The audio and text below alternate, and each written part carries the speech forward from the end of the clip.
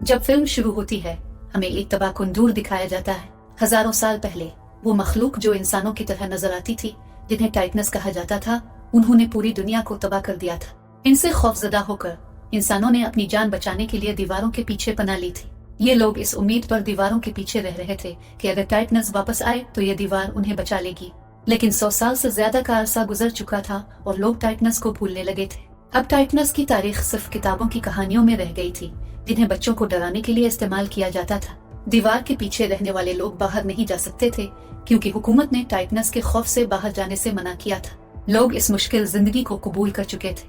दीवार के अंदर की दुनिया 3 हिस्सों में तकसीम थी। इलाका नंबर 3 में किसान और मजदूर रहते थे जो खेतों में काम करके गुजारा करते थे। इलाका नंबर 2 सनती इलाका था जहाँ फैक्ट्रियाँ मौजूद थी। इलाका नंबर 1 अमीरों का था जो पूरे शहर पर काबू रखते थे। किसी को भी एक इलाके से दूसरे इलाके में जाने की इजाजत नहीं थी। इलाका नंबर 3 में एक लड़का एलन रहता था जो बहुत बासलाहियत था। वो टाइटनस के खौफ से 4 दीवारी में कैद जिंदगी गुजारने के लिए तैयार नहीं था क्योंकि वो हमेशा कुछ बड़ा करने का ख्वाब देखता था। इसकी ख्वाहिश थी कि वो बैरूनी दुनिया को देखे और वो ये बात अपने दोस्तों से भी शेयर करता था। एलन को टाइटनस पर यकीन नहीं था।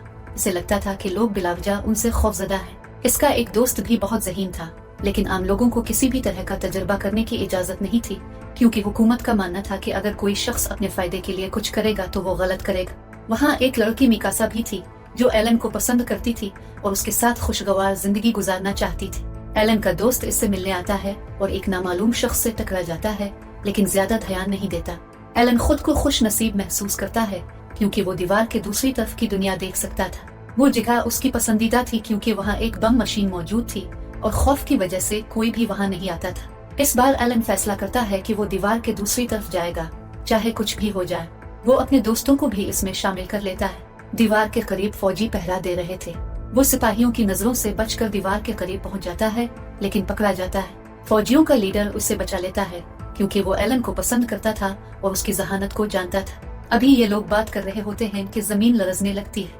जब वो दीवार की तरफ देखते हैं तो अपनी आंखों पर यकीन नहीं कर पाते क्योंकि उनके सामने एक बहुत बड़ा खौफ खड़ा था। वो एक देव हैकल टाइटन था जो आम टाइटनस से भी बड़ा और ताकतवर था। ये देव आग से बना हुआ था और इस वक्त वो आग बरसा रहा था। वो अपने बड़े पैरों से दीवार तोड़ने लगता है। लोग खौफ और हैरत में मुब्तला हो जाते हैं। लीडर फौजियों को हुक्म देता है कि वो हमला करें, लेकिन एक सिपाही कहता है कि हुकूमत ने धमाका खेज मवाद के इस्तेमाल पर पाबंदी लगा रखी है। वो देव हैकल मखलूक दीवार में एक बहुत बड़ा सुराख कर देती है और अचानक गायब हो जाती है। फिर दीवार में मौजूद सुराख से टाइटनस अंदर आना शुरू हो जाते हैं। वो इंसानों की तरह दिखते हैं लेकिन बहुत बड़े होते हैं। जब वो इंसानों को देखते हैं तो उनके चेहरों पर एक शैतानी मुस्कुराहट आ जाती है, जैसे वो इंसानों को अपना शिकार समझ रहे हो। फौजी बमबारी करके टाइटनस को मारने की कोशिश करते हैं, लेकिन उन्हें नहीं मालूम था कि ये टाइटनस लाफानी है, यानी वो मखलूक जो कभी नहीं मर सकती। उनके जख्मी होने वाले हिस्से खुद ब खुद दोबारा जड़ जाते हैं। अब चूंकि टाइटनस की तादाद बहुत ज्यादा थी, वो चारों तरफ से इंसानों को घेर लेते हैं। इंसान उनके सामने बहुत छोटे लग रहे थे, जैसे वो कीड़े मकोड़े हों। टाइटनस उनसे खेल रहे थे और उन्हें जिंदा खा रहे थे। फौजी इतने खौफजदा हो जाते हैं कि कुछ खुदकुशी कर लेते हैं। पूरा शहर तबाह हो चुका होता है। लोग तो टाइटनस के हाथों मर रहे होते हैं, एक दूसरे की बेरहमी का शिकार हो रहे होते हैं। उन्हें बचने के लिए सिर्फ एक जगह मिलती है जो शहर का एक बहुत बड़ा हाल होता है। हर कोई सिर्फ अपनी जान बचाने की फिक्र में होता है, किसी और की परवाह नहीं करता।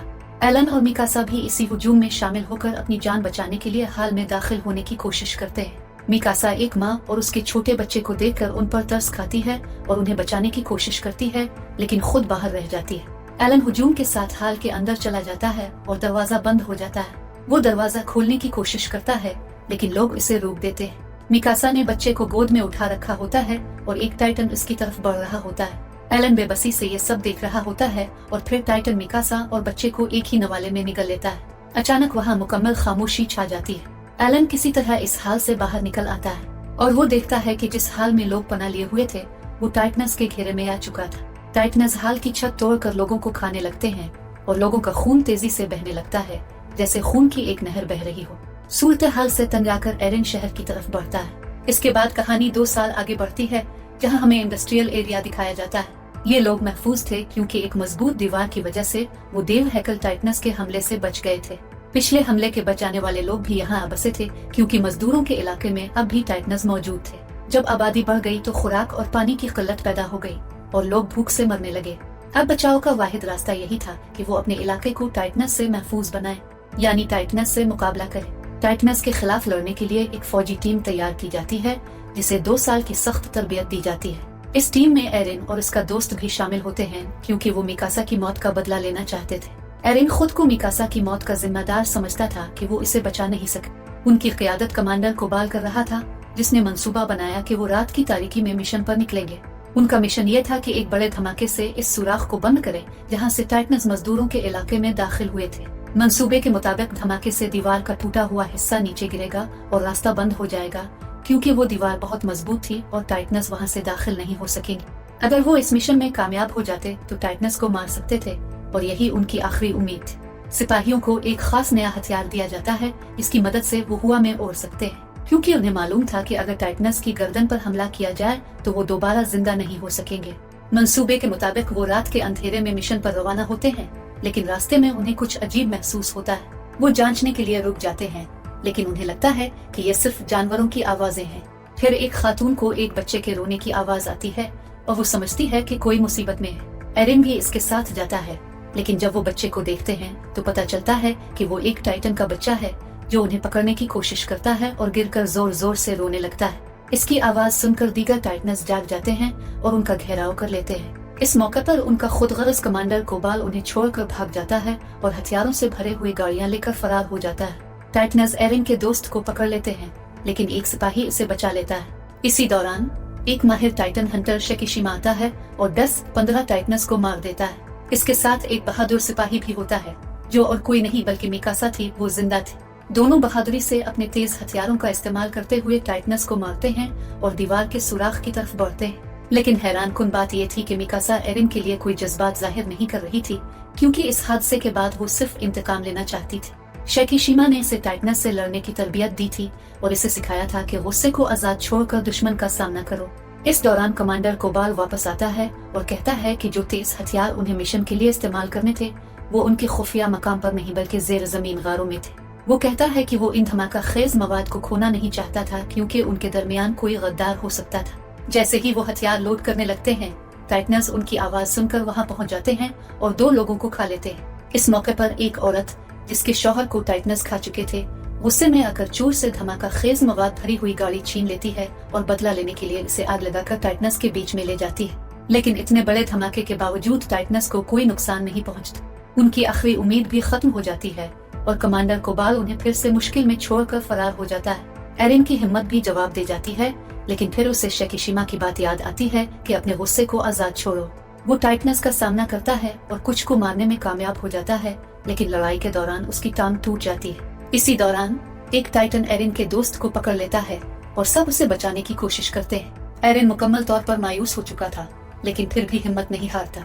आखिरकार वो अपने दोस्त को बचाने में कामयाब हो जाता है, लेकिन इस अमल में इसका एक बाजू जाये हो जाता है। फिर एक टाइटन इसे उठाकर निगल लेता है और एरिन खुद को टाइटन के पेट में देखता है, जहाँ वो आहिस्ता आहिस्ता हजम हो रहा होता है। ये देखकर मिकासा काबू से बाहर हो जाती है और टाइटन पर हमला कर देती है, लेकिन किस्मत उनके हक में नहीं थी। मिकासा गिर जाती है क्योंकि इसका गियर खराब हो चुका था। अब वो अपनी मौत को अपने सामने देख रही थी क्योंकि वही टाइटन उसकी तरफ आ रहा था।